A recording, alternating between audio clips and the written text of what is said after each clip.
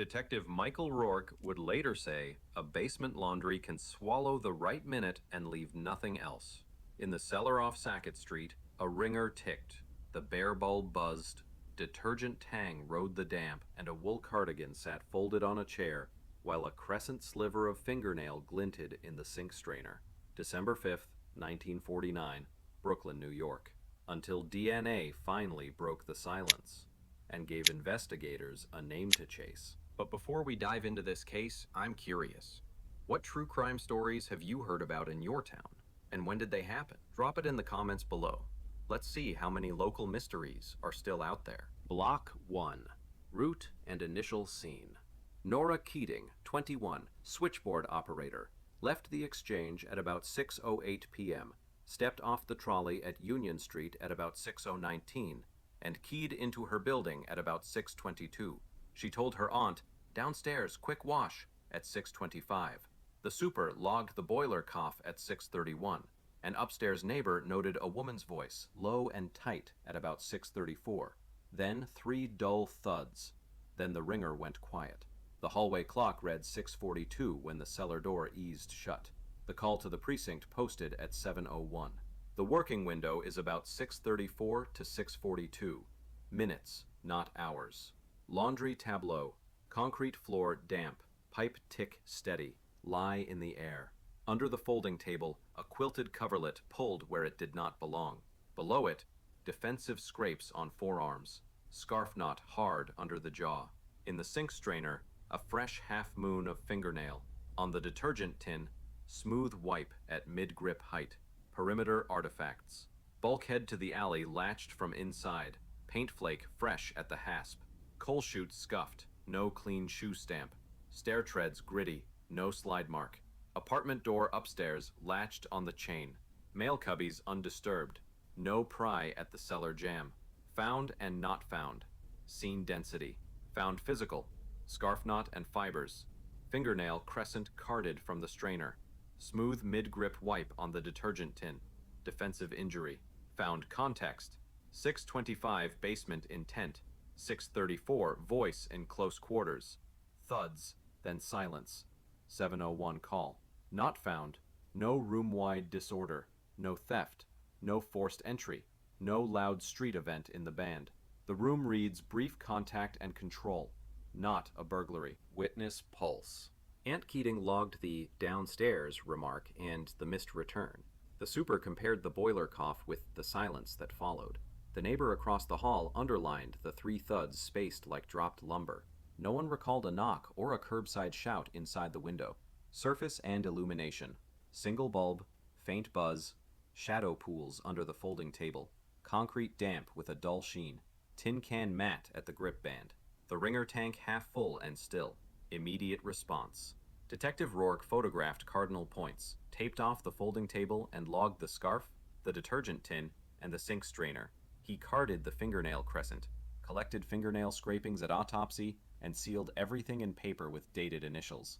He noted cold storage entry the same night and a clean vault log. Audits in 1967 by Sergeant Irene Mendez, in 1993 by Lieutenant Aaron Holbrook, and in 2011 by CSU Reboxing. Each marked seals intact. In 2023, during a property room renovation and barcode reconciliation, the intact 1949 fingernail envelopes were flagged as technically viable for modern DNA work and forwarded under a county-state memorandum to the Attorney General's Cold Case Unit.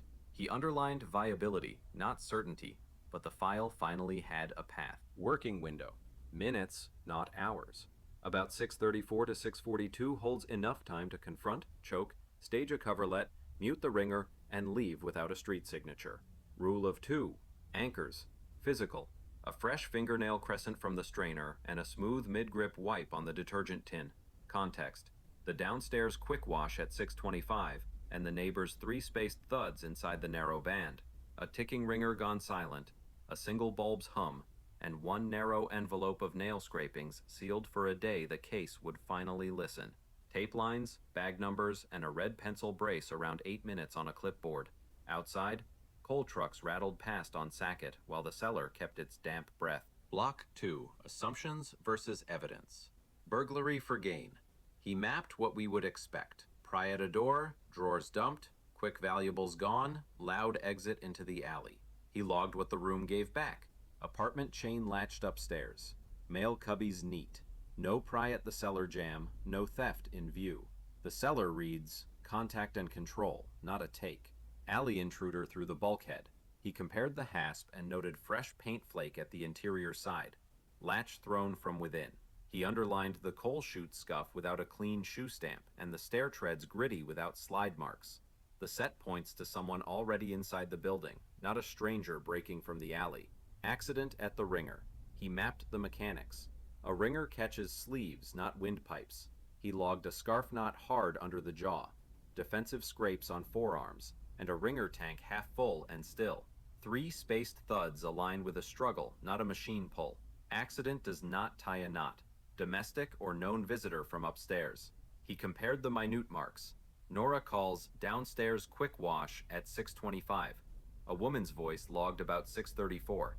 Silence by 6:42. He noted the apartment chain set, which argues no invited guest upstairs. Contact begins where the laundry starts, not at the door above. Stranger from the street, fast in and out. He mapped the expected signature. A door snatch, a shout, a flight that neighbor's clock. He logged none of it. No curb shout in the band, no outside crash, only the bulb's buzz and pipe tick and 3 dull thuds under concrete. Sexual motive reading. He compared scene order. He noted clothing intact, no broad disorder, no concealment beyond a quilt dragged where it did not belong. The tableau reads suppression and exit, not a prolonged assault. Hands or tool. He underlined the scarf knot placement and the absence of tool imprints on exposed skin in the notes. The cellar's quiet favors hands over a loud implement. 3 thuds can be body, wall, floor in close sequence. Print expectations. He noted the detergent tin's smooth wipe at mid-grip height and the clean matte band. Partial or latent print. A fragment of a fingerprint ridge pattern that can still be enough to match. Would be possible on tin or enamel, but 1949 powders often falter on damp, so any ridge detail here was likely fragile even on day 1. False lead, decisive fact. The easy label is ringer mishap in a damp cellar. The decisive facts are human, scarf knot under the jaw, defensive scrapes, 3 spaced thuds, a tin wiped at hand height. Machines do not stage a coverlet. Accidents do not make knots. Negative signs that carry weight. He logged what absence implies. No pry at the jam. No wide scatter. No theft. No street-level noise. The quiet points to a known interior presence and a short event, shaped to leave little for the hall to hear. Era limits, noted. He mapped the constraints of 1949. No cameras, no synchronized clocks, limited chemistry, ridge detail vulnerable on damp tin. Minutes and room logic carry more than instruments can. Working window. Minutes, not hours. He underlined the bracket that holds the spine. About 6:34 to 6:42 for approach, close-in suppression, minimal staging, and exit without a curb signature. Rule of 2. Held. Physical. A fresh fingernail crescent in the sink strainer and a mid-grip wipe on the detergent tin. Context. Downstairs quick wash at 6:25, and the neighbor's 3 thuds inside a narrow 8-minute band. A bare bulb's hum, pipe tick steady, and a single half-moon of nail set on card the night it was found. Boxes numbered, times bracketed, and a tight 8 minutes on paper. Outside, Sackett Street's coal trucks rattled past, while the cellar kept its damp breath. Block 3. From case file to cold case. Community canvas and timing passes. He walked floors and stoops, mapped the alley, and logged doors knocked. The ant fixed downstairs quick wash at 6:25. A low, tight female voice at about 6:34. 3 dull thuds. Silence by about 6:42. The call posted at 7:01. The bracket held where it began, about 6:34 to 6:42. Minutes, not hours. What actually went into bags and boxes. He logged paper packaging, dated initials on each seal, carted the fresh half-moon fingernail from the sink strainer, collected scarf and knot for fibers, lifted the detergent tin with a smooth mid-grip wipe, took took fingernail scrapings at autopsy, photographed the folding table, wringer tank, bulkhead hasp, and treads. Vault entry recorded that night. What did not give back in 1949. Latent ridge detail on damp tin and enamel read partial at best and would not individualize. No fixed cameras, no synchronized clocks. No blood pattern with narrative value on concrete. The seller gave minutes and contact, not a name. Leads that ran and thinned. He compared tenant routines, milk delivery, and boiler service calls. The super was cleared by time marks. A prior caller with interest in Nora produced no access in the band. The bulkhead latch read thrown from inside. No dockside alarm, no alley witness with a face. File drift, steady spine. He underlined the same read in each pass. Brief interior contact, muted struggle, minimal staging, and exit without a street signature. The window stayed narrow and useful. The list of names did not. Why it cooled, in plain terms. Technique limited. No prints that held. No suspect sample to compare. No witness who could fix a person to those 8 minutes. The case moved from active to waiting while the minutes remained intact on paper. Chain of custody and condition on the shelf. Seals checked and rechecked. In 1967, Sergeant Irene Mendez audited the box and logged labels legible, paper sound, freezer temperatures in range for biologicals. In 1993, Lieutenant Aaron Holbrook ran an evidence inventory and noted no unnecessary openings. In 2011, CSU reboxed for stabilization and barcoded every envelope. Negatives clean. The fingernail envelopes stayed cold. The scarf and tin remained dry in paper. Succession, one set of hands after another. 1949, Detective Michael Rourke opened, logged, and sealed. 1967, Sergeant Irene Mendez audited and preserved. 1993, Lieutenant Aaron Holbrook inventoried and indexed. 2011, CSU reboxed, photographed, and barcoded. 2023, Property room renovation and barcode reconciliation flagged the 1949 fingernail as technically viable and routed the sealed set under memorandum to the Attorney General's cold case unit. The file finally had an avenue, not a conclusion. Working window, minutes, not hours. The bracket did not move.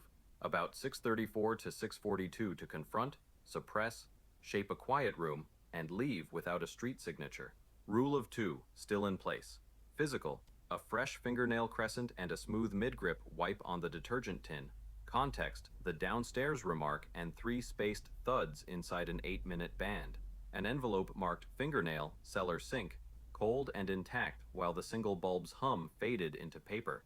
Audit lines, seal numbers, and a tight pencil brace around 8 minutes on a clipboard. Outside, Sackett Street changed hands and paint, but the cellar's damp remained the same on the page. Block 4. Technicals and breakthrough. Why the file moved now? In 2023, the Attorney General's Cold Case Unit ran a statewide property room reconciliation. He flagged the Keating box as genealogically viable. Intact 1949 fingernail envelopes with continuous freezer logs, paper-bagged scene items, clean audit line from Rourke in 1949 through Mendez in 1967, Holbrook in 1993, and the 2011 CSU rebox. A city-state memorandum covered transfer, scope, and any genealogical work. One custody log followed the freezer polls, repack, and sealed courier to the state lab. Reopen kit under clean protocol. He logged item order, new gloves per item, bench swabs before and after, negatives recorded. The sink strainer half-moon fingernail was photographed, recarded, and reserved as primary. The autopsy nail scrapings were thawed and split. The detergent tin grip band was tape lifted at the smooth wipe. The scarf knot was sampled for contact trace. Seals dated and initialed on return to cold. First pass, STR and database reality. STR, short tandem repeats. The standard DNA test that examines short repeating markers like a genetic fingerprint. qPCR showed human DNA above low template on the autopsy scrapings, lower on the strainer half moon, trace on the tin lift. Full STR developed from the scrapings. CODIS, Combined DNA Index System, returned no hit, which only said the donor was not in the database. Lead work, SNP and tree, not proof. A second extract from the scrapings built a low-input SNP library. Call rate about 92%. Mixture assessment consistent with a single female, distinct from Nora Keating. FGG, Forensic Genetic Genealogy. Investigators compare crime scene DNA to open genealogy databases and build a family tree down to a candidate. Uploads stayed within opt-in law enforcement portals with audit timestamp. Tree build with a minute gate. Cousin-level matches anchored to two Brooklyn lines with mid-century roots on the Gowanus side. He mapped most recent common ancestors, gated by sex and age in 1949, then overlaid city directories, the 1950 enumeration, and building ledgers for Sackett Street. The minute filter cut further. Women with routine access to the cellar in the early evening, comfort on the stairs, and plausible presence inside 634 to 642, with no curb signature. Microtrace and room logic. Second pass. He reread the strainer card and the tin lift. The fingernail half-moon carried fine blue-gray binder flecks consistent with interior enamel on the bulkhead hasp, a class trait that fits an inside latch, not an alley breach. The detergent tin wipe showed parallel right-hand striations across the mid-grip band, none of it named a person. Together, it confirmed the same choreography the minutes already wrote: interior contact, short suppression, minimal stage. Eliminations and controls. Elimination swabs from Aunt Keating, the superintendent line, and 1949 responders did not match. Independent re-extractions reproduced the STR and SNP calls. Bench blanks stayed clean. Seal photos from 1949, 1967, 1993, 2011, and 2023 matched labels and dates without extra openings. He underlined integrity in the chain. Shortlist deliverable. The genealogy scaffold and minute gates produced 3 names. One former boarder on the second floor with routine laundry access on weekdays. One seamstress who used the cellar tubs and logged deliveries on that block that winter. One relative by marriage who visited the superintendent family and knew the bulkhead latch. He packaged the tree, the audit packet, the timed presence matrix, and scene logic. Lawful discard plan, clean and public.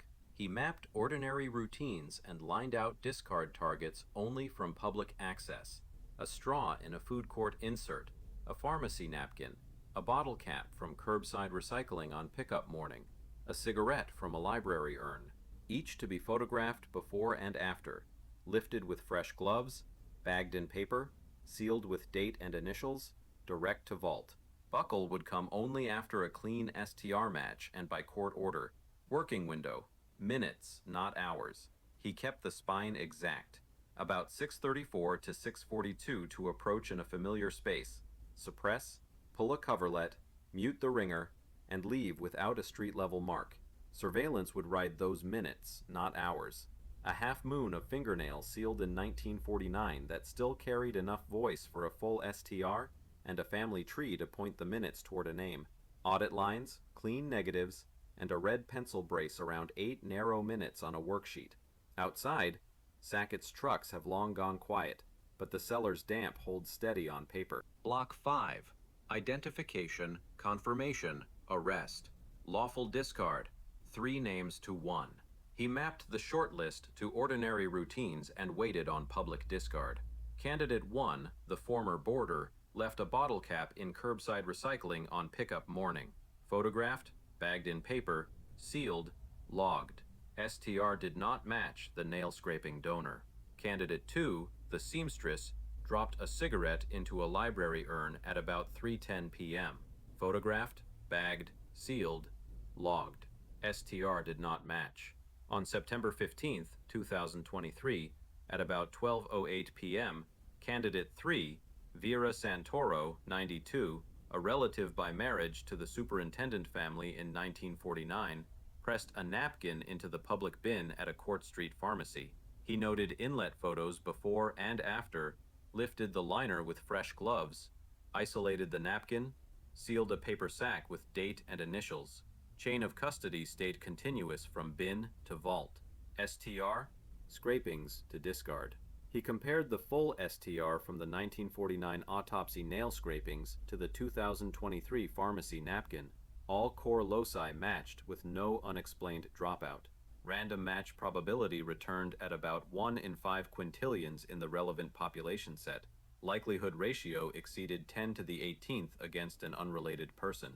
Independent re-extraction reproduced the result. Negatives remained clean. Touch DNA? Supportive, not weight. He reworked the detergent tin mid-grip lift. The partial profile remained limited but showed alleles concordant with the discard donor.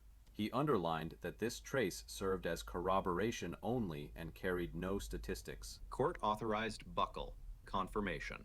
With the discard match in hand, detectives obtained a warrant for a confirmatory buckle. On October 2, 2023, at about 9:02 a.m., Vera Santoro provided buckle swabs under order at the precinct. The STR profile matched the nail-scraping donor at all loci with the same statistical weight. A second laboratory confirmed on a blind packet. Reports logged RMP and LR and marked identification as confirmed. Corroboration. Access, opportunity, minutes. Building ledgers and family notes placed Santoro in and out of the Sackett Street address that winter with routine use of the back stair and comfort at the bulkhead latch. A neighbor's single female voice at about 6:34 fit the band. The seller read interior contact, not an alley breach. The bracket never moved. About 6:34 to 6:42 to approach, suppress, pull a coverlet, mute the ringer, and leave without a curb signature. Rule of 2 held. Full STR identification as physical proof and a timed presence matrix plus room choreography as context. Arrest. Ordinary place, ordinary hour. On October 12, 2023, at about 8:07 a.m., detectives arrested Vera Santoro outside a laundromat on Smith Street. Morning air cool, a bank of dryers humming through the glass, steam beating on the pane. She glanced once at a rolling cart, set a small thermos on the trunk, and the lid trembled. Miranda was given and recorded. Statement. Her words. In a recorded interview, post-Miranda, she said she would not wait her turn. No further comment followed.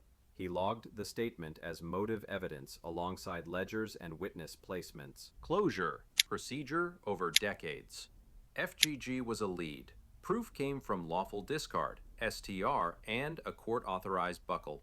Chain of custody entries remained intact from the 1949 envelopes to the 2023 confirmatory samples. Paper packaging, dated and initialed seals, no unnecessary openings. The name on the report finally aligned with the 8 narrow minutes on the clock. Working window, minutes, not hours. The spine stayed tight, about 6:34 to 6:42 for contact, short staging, and exit without a street signature. A half moon of fingernail sealed in 1949 and a napkin from an ordinary errand in 2023 closed the distance between a damp cellar and a name on a charge sheet. Typed loci, seal numbers, and a warrant return stamped to the minute. Outside, a boiler coughed somewhere under the sidewalk while the dryers kept their hum. Legal and context. Reconstruction draws solely on preserved scene materials, custody logs, and modern laboratory reports. Genetic genealogy provided investigative leads, while identification rested on STR comparison to a lawful discard and a confirmatory buckle.